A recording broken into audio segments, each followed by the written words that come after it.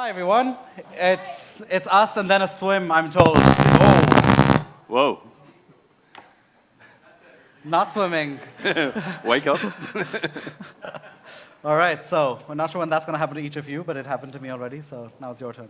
Um, anyway, so it's the last panel today, but we are hoping to keep this very active, very alive, and I'm joined today by two phenomenal speakers as well. We're just going to do a quick set of introductions in a moment, but before we jump into it, as Marius said, this is now about ownership, it's about investment, it's about what's needed moving forward, and what does it mean to actually be in those positions of ownership as well, in terms of controlling a club. And I'm hoping we can talk at every level, both from an advisory side externally, being part of a club internally, but also from an ownership perspective as well. And trying to knit this all together, there's obviously opportunity here. There's obviously problems, we know that, but we're here to talk about the opportunities. And I'm really hoping we can shed light on some of the problems in a hard talk fashion. So what I mean here is, we're not going to be polite about this. We're going to be honest. We're going to be truthful. We're going to have some of the difficult conversations today. And I think we're going to be leaving here wanting that swim, but also wanting to take some homework away with us so that we can talk about this a bit more when we get home as well. So with that, I'll start by introducing myself and hopefully set the tone for introductions for each of you as well. So thanks for having us. My name is David Alfrey. I am based in London. I'm a lawyer by trade. I'm a partner at a law firm called Athens Goddard. I head up our global sustainability practice, so ESG, environment, social governance.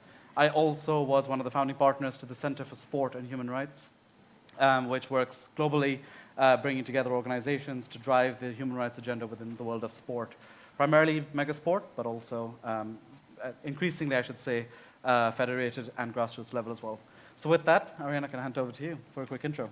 Yeah, my name is Ariane Hingst. A lot of people just call me Ari because it's shorter. It's basically Ariane is only when my mom yells at me because I've done something wrong. I used to be a professional soccer player.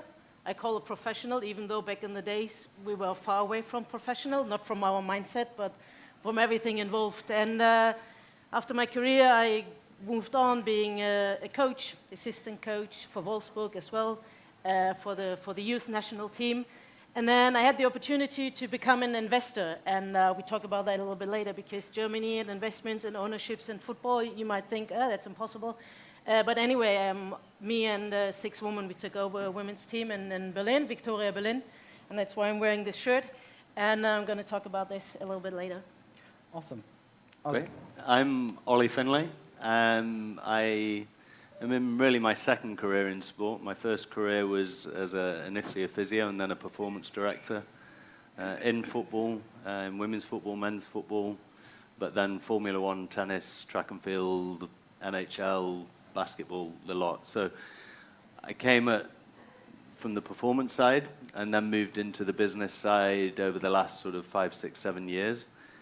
And in this context, what my company, Beautiful Game Group, do, we advise clients that are looking to acquire teams or clients that have teams they're looking to divest stakes in, and really looking at how the deals are structured, looking at really matchmaking. You know, as a willing investor, what does success look like to you? Is it that you are passionate about a sport and a team and you want to be part of that community?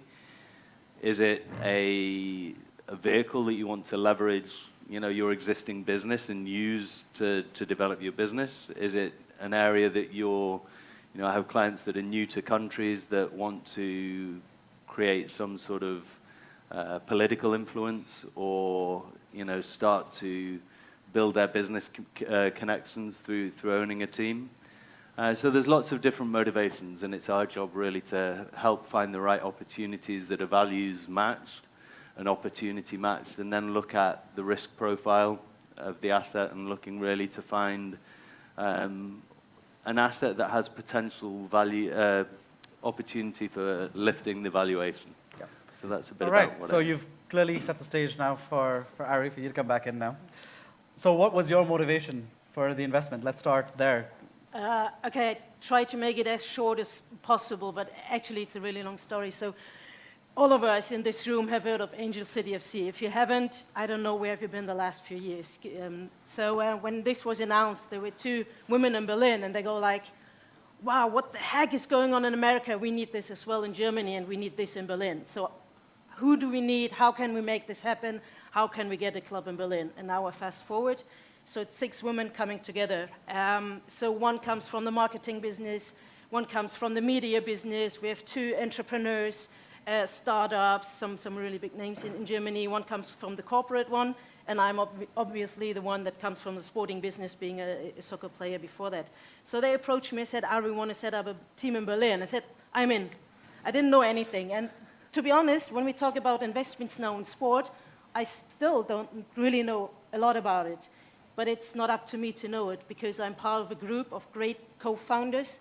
And now our investment group is coming in bigger and bigger. So we all put in the strengths we have to catalyze it and make it successful. So what we did, not going to bore you with the rules that are in Germany, 50+1 and so on. So you can't basically own a club in Germany. But we talked to the club and said, look, we want to take over the women's team. It's Victoria Berlin. They've already been there. They've been quite okay, but they never had the money. They never had the manpower. And it was always like all the clubs in the world, first comes the men's team, and then somewhere is the women's team. So we took over the women's team and build it as a brand. So, of course, we want to be successful on the pitch. So when we started 2-3 years ago, we said within 5 years, we want to play Bundesliga. Right now, we play in the 3rd league, which is Regionalliga.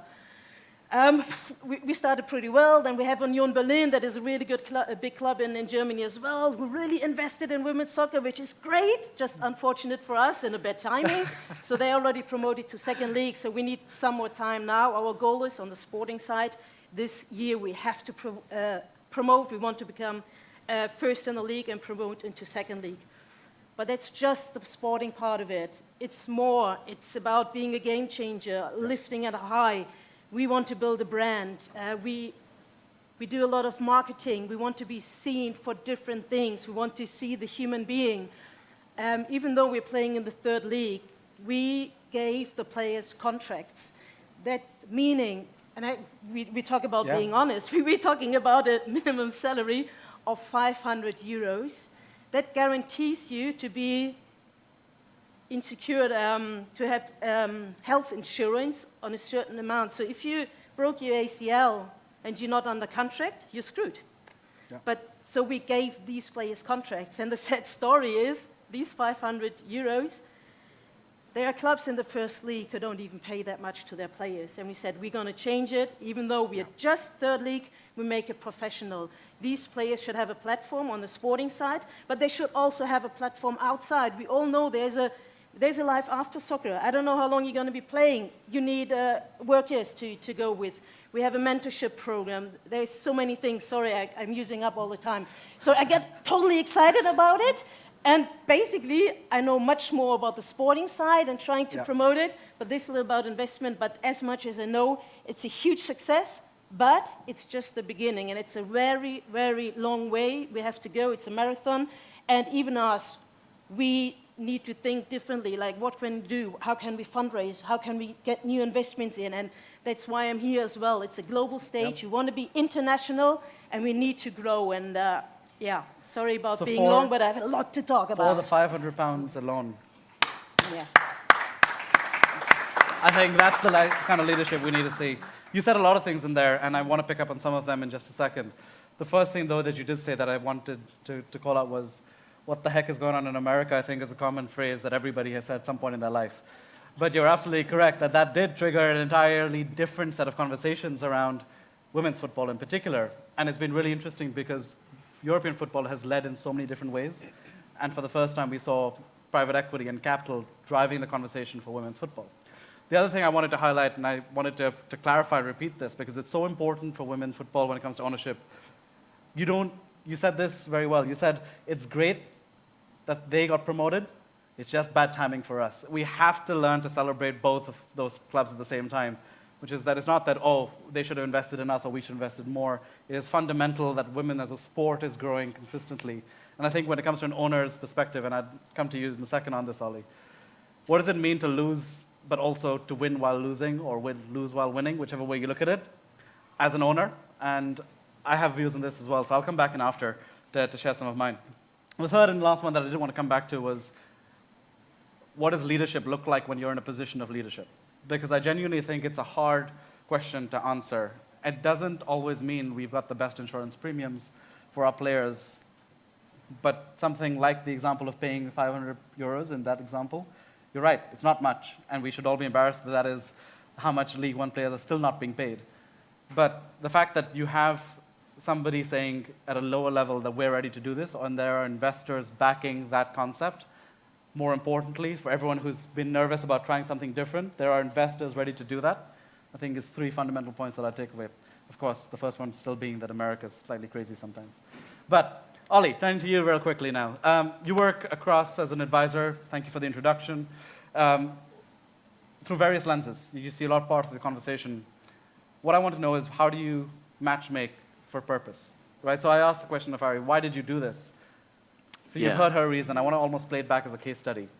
Yeah, absolutely. I think my 25 years working within teams gave me a really good insight into that. I've worked in teams with great cultures and teams where those cultures were quite toxic. And you realize that it stems from the top.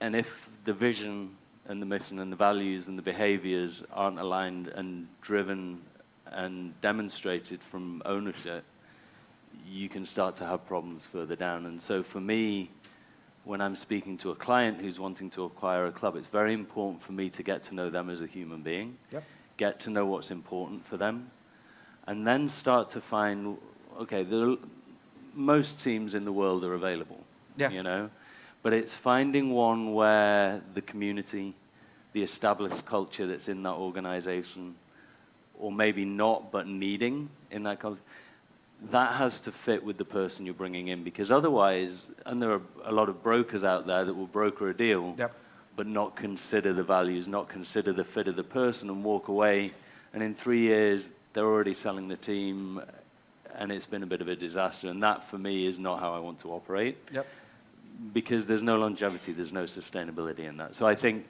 you know, you have to be very careful in the asset identification and really getting to know the client. I'm going to push you a little bit on this one. Please do. So you've had somebody say to you, all right, I'm looking for a club because I've got capital to invest and I've got a daughter and she wants to play football, and I really want to have a club so that she has something that she can look at. All right? So that's scenario one, person one, identity one. And then you've got a club that says, we've had a pretty male-dominated culture because we've associated to male football for a long time, and what we're looking for is somebody to come in and change the conversation. Right. Can you play into me how those two pieces could work together, or if they don't work together, why they don't work together? Look, and this is part of a bigger change in the trend of ownership at the moment. I think when you look back at some of the owners and previous owners in the room, that was at a time where it was often a single owner, or maybe 2 owners. Now, when you look at going back to what the hell's happening in America, it's the age of the consortium. And part of that is because in the bigger teams, when you're looking at the NFL, you've got valuations of $6 billion or whatever. There are very few people that are going to lead that on their own. So you now start to have groups of people that come together. But when you're putting these consortia together, you have to make sure that there's a fit. I'm working on an NHL team deal at the moment, and we're bringing in about 6 or 7 partners. And I would say every one of those clients has said to me, I need to know who those other people around the table are. I need to know that we're values aligned. We've all got the money, and there's plenty of people out there with the money. But you have to be really careful. These people are going to work together. They're going to sit around a boardroom table together, and they're going to lift that organization up together. So, you know, you have to be really strict and say, I'm sorry you're not a fit, but we'll find someone else that is. So it's really important to make sure that you can have very different backgrounds, but you've got to make sure their values and purpose aligned. Just to add to your point, the time is over there where women football is a charity. I agree. Or I'm going to greenwash so. because I'm not going to do this thing, but hey, now I'm supporting women football, which I don't actually do. I think these times are past behind us now. Thankfully, things are changing. And even the microphone is changing. And I think it's a new change. So for those people coming in, just thinking it's a trend, I can jump on it, maybe it's even a good investment, I can get money back, you don't have a chance. Yeah. Because Right. especially in women football, it's about people. We want Yeah. to work together. We already heard it about sponsorships. You don't want the sponsor to get the money in. I want a sponsor to collaborate. What can you do for me? What can I do for your firm? We want to work together. And there's the big difference, and that's why women football, or even women's sport in general, but now Yeah. we're talking football, has such a great chance because it is different and it needs to be different. And it's not the one owner, it's investment Agreed. groups, Yeah. it's more and more people Yeah. coming in. Yeah. I would say, if I can add on top of that as well, what you tend to see in embryonic leagues, there are several of the women's leagues around the world that are very embryonic and some that are a little more established and mature than others. In embryonic leagues, you tend to see owners that are very passionate advocates for the sport, that have a little bit of money. As those leagues get more and more sophisticated and the risk profile sort of lessens in the fact the governance is starting to be addressed, which is often not addressed in early leagues. And you start to see, the NWSL is probably the third iteration of football. The third one. So once you start to see a league that has really started to establish itself and come out, then you start to see, and this is what you're seeing in the NWSL, is those maybe less sophisticated, more passionate owners start to sell out. And the companies, the private equity companies, the high net worth individuals with the deeper pockets come in. Yeah. And you start to see that change in profile, and that's definitely what we're seeing in the NWSL at the Yeah. moment. So, if I can shed some light on this as well. So, I do a lot of work within the asset acquisition, due diligence space, and for a lot of what we see is exactly that trend. But that's business as business. I think what we're now starting to recognize is sport as business, and that brings with it a whole raft of changes in behaviors, but also opportunities to do so. So, you are seeing the same level of diligence being applied. Who are the people involved? Easy Yeah. question. Let's talk about the numbers. Let's talk about what's going to happen next when we get in here. What's a 100-day plan for implementation? How do we fix the business or repair or do whatever needs to be done? And then how do we exit, which is still part of the Absolutely. conversation. And we have to keep commercial reality on the table if we are going to start to attract the right levels of investment to come through. Also within that same tone is you are seeing a breed now of I call them philanthropreneurs. You heard it here first.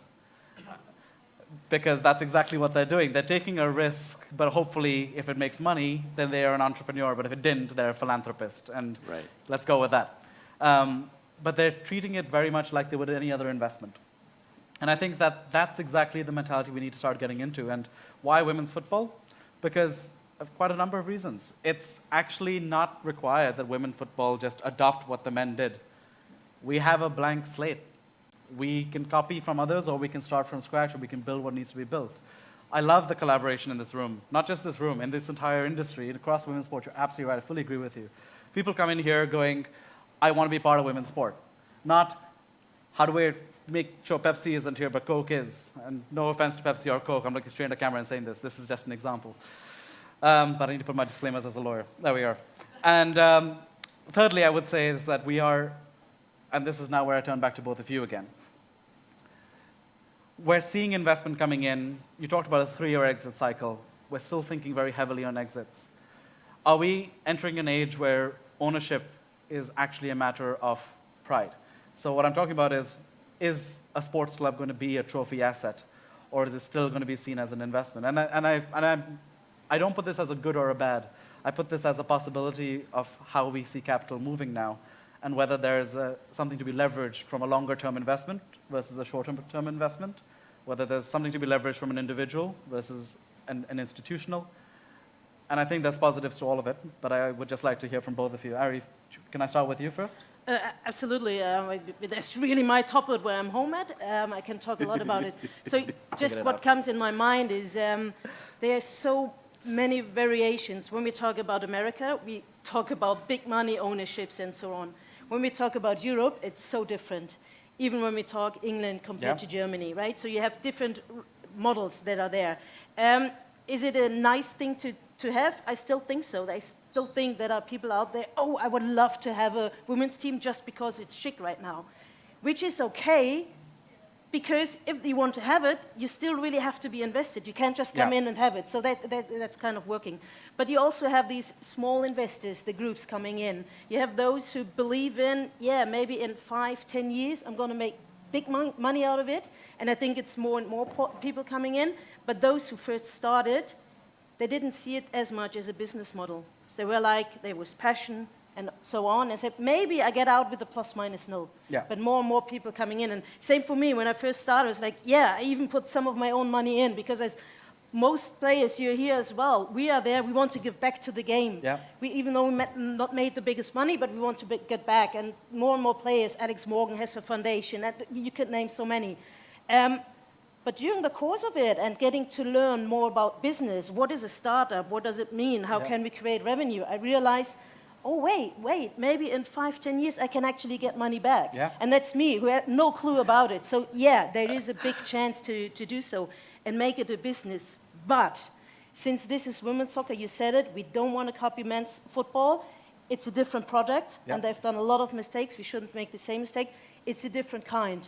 And I hope that women's sports and women's football never comes just a business case. Agreed. Because women's football is about the people, the passion, the whole experience. So it is a business part, a part of it, but it's more about the whole thing. And that's the biggest difference, and important for me to get out. I'm going to make the question harder for you now because of what Ari just said. Yeah, well, I think it's really fascinating. There are a couple of things you picked on. I want to go back to your point about... So, Ollie, before you go do, on. so I'm going to add to your question. Okay. Women's football is one investment, but you talked about all the other sports you work with. Yeah. I'm someone with, hypothetically, $1 million, whatever it is. Yeah. But I have some money in my bank account. Why am I investing in women? Why am I not investing in NFL, MLB, anything else? Yeah. So there's a very multifaceted. The first thing is, if I have a client now that's investing in the NFL or the NBA, they're likely not going to double their money, if we're looking at purely an investment standpoint. But we all know that, you look at year-on-year growth of enterprise valuation in women's football team is 57% in the last couple of years. The league average in the NWSL is 104 million. Angel City's 250 million. We all know people in this room that got in very early and invested and acquired franchise licenses for sub 2 million and sold at, excess of 50 million. So in terms of return on your investment, you're likely to be able to, maybe the 25-time investment's gone, but maybe the 10-time investment still, return on your investment's still there.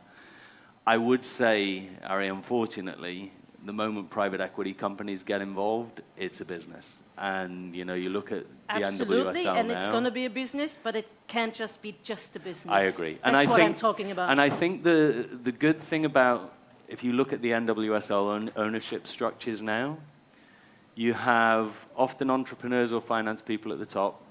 We're kind of running a startup league with startup teams here. And it's a different mindset. In 60 years ago, it was the local, haulage company or, print guy in the city that owned the club. And, it's a different business model, I think. And teams reflected that. Team business reflected that. I think now we're looking at more of a startup.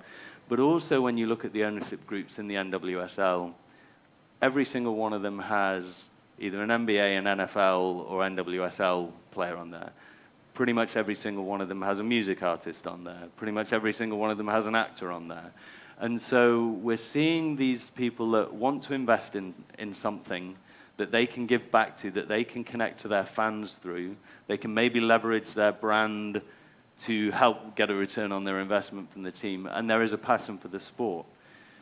But it's almost a more sophisticated investor that's walking hand in hand with that.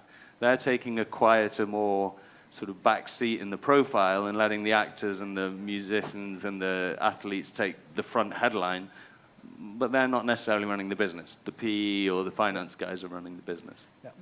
But I think that also speaks to, I was hearing some of the panels this morning actually talking about sort of the voices in sport, right? Like it's actually all, it goes into the same interplay. We're seeing, from my perspective, we're seeing new business models and how to do business when it comes to women's sport. So I was talking to somebody recently and said to them, well, they were very keen on getting a broadcasting contract from one of your major broadcasters for the sport.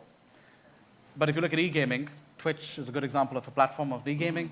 There are far more users on there than there are ever viewers in the history of this broadcaster. And that's real time today. Yeah. And so we're in a space where we don't have to model it based on what was. And that allows for so much more. And we shouldn't model it. Absolutely. Yeah. But I mean, this is where it comes in, right? So if I'm an actor coming in right now, I won't just be invited in because I'm an actor, which may have been the case in the past. It might be that I stand for something, or I have stood for something, or I behave in a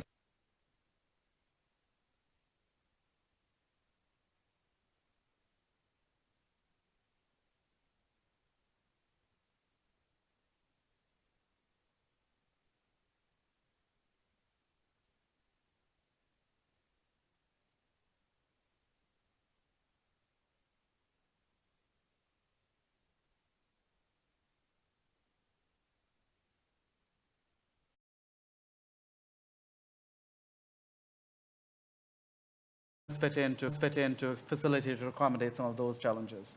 So I know we've had a fairly Western experience on the panel here, but I'd love to be able to talk about some of the learnings that we've had along the way. Can I start with you, Ari?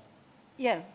But tell me the real question again, because you said So, a lot, but I'm not sure what The you real wanted question to talk is, about. I would like to talk a few minutes for developing markets, emerging markets, and where owners have a role to play, not just for women as women's football, but women as women, bringing them into certain conversations, especially in jurisdictions where women still don't have the same level of freedom or access as we might see in the West. Yeah, I think when we're talking Middle East, and I think the first country we have in mind is Saudi Arabia, because they also invest in women soccer now, and everybody says, should women go there or not? It's a big topic of conversation. I think these owners or investors, they come from within the country, right? They are not outsiders. So you don't have the Americans coming into Saudi Arabia buying a soccer club. So, of course, they are already there to say, let's make a change. I haven't talked to any of the owners in Saudi Arabia yet, but from my outside perspective, it makes sense.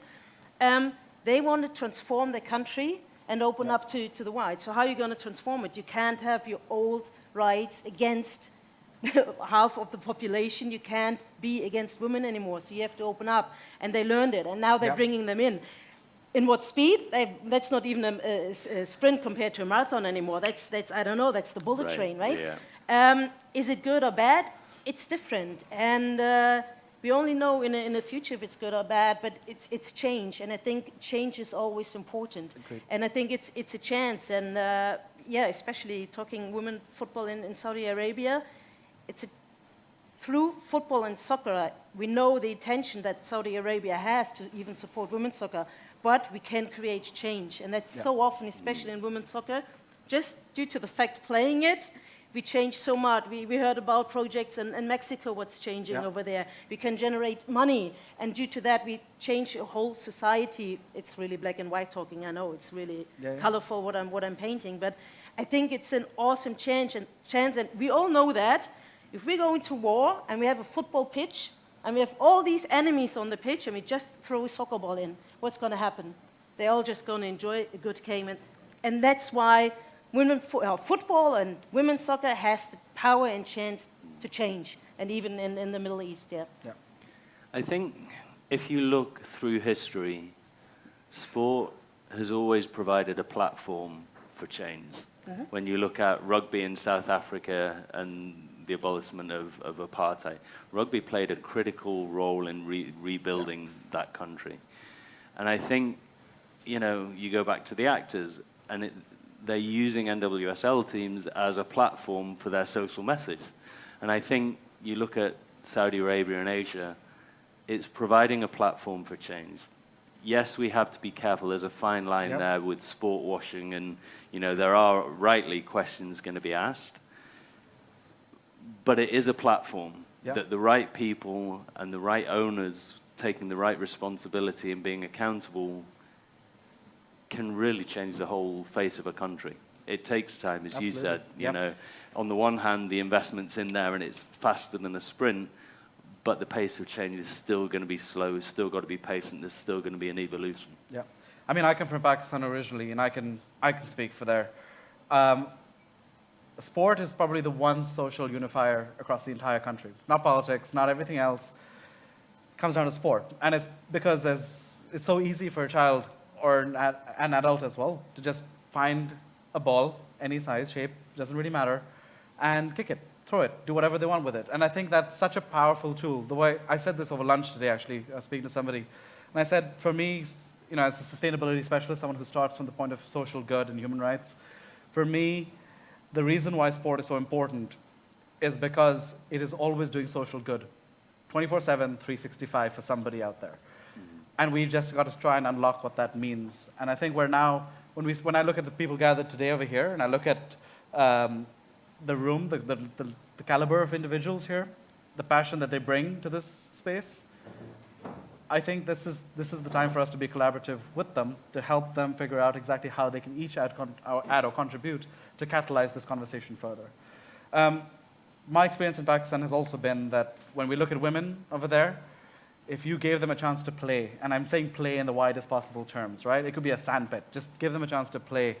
You see an entire new generation show up ready to participate in society. And I think it's so important, again, that we try and remember that it's not just about the cash flow that comes through this.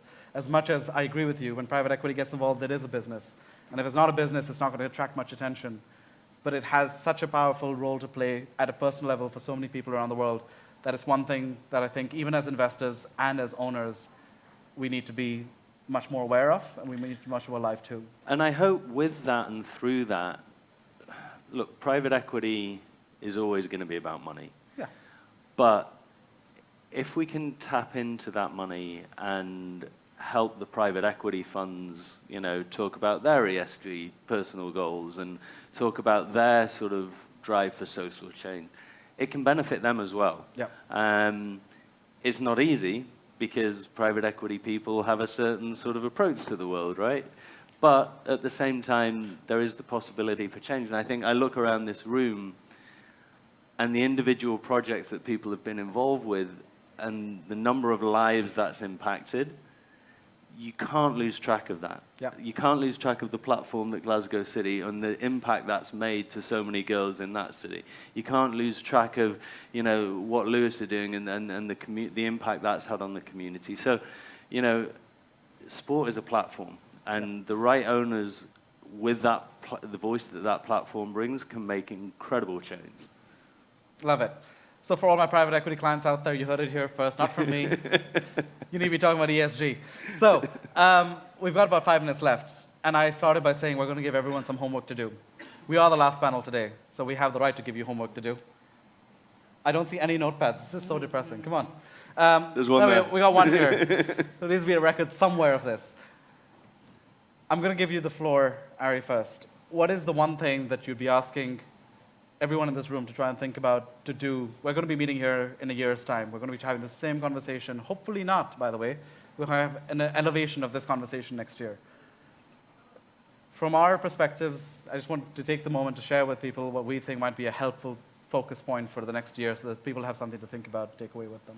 It doesn't have to be perfect. I'm sure others have Related other to problems. ownership, or? It can be. If you'd like to go further, go further. Do we have the report next year? Yep. Before you My attend, goodness. before you buy a ticket, they're going to ask you, did you achieve your goal? And you say no, they'll put you at the back seat. It's less of a homework. I think the beginning of your question to me was, what would you ask anybody in this room? Yeah. And I would literally just ask, so where are you standing right now? I know from a few people what they're doing right now, and then I'm sure that at least 75 to 80% are going to tell me a positive story because women footballers keep on growing. But let's be realistic, some of them are going to be like, no, I had a setback, or I had to get out of that, or I'm not involved anymore, whatever reason.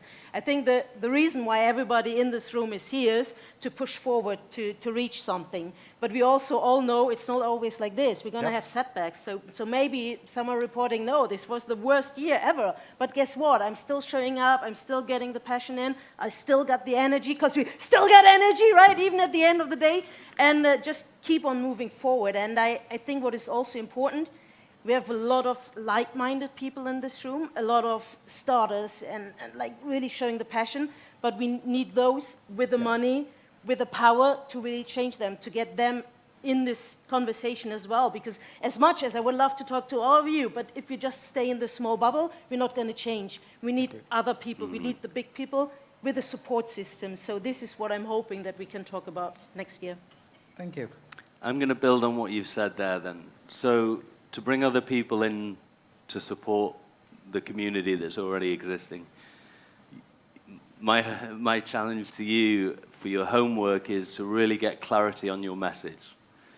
What is your vision as an organization, whether it's a team, whether it's Her Game 2, whether it's an agency business? What is your vision?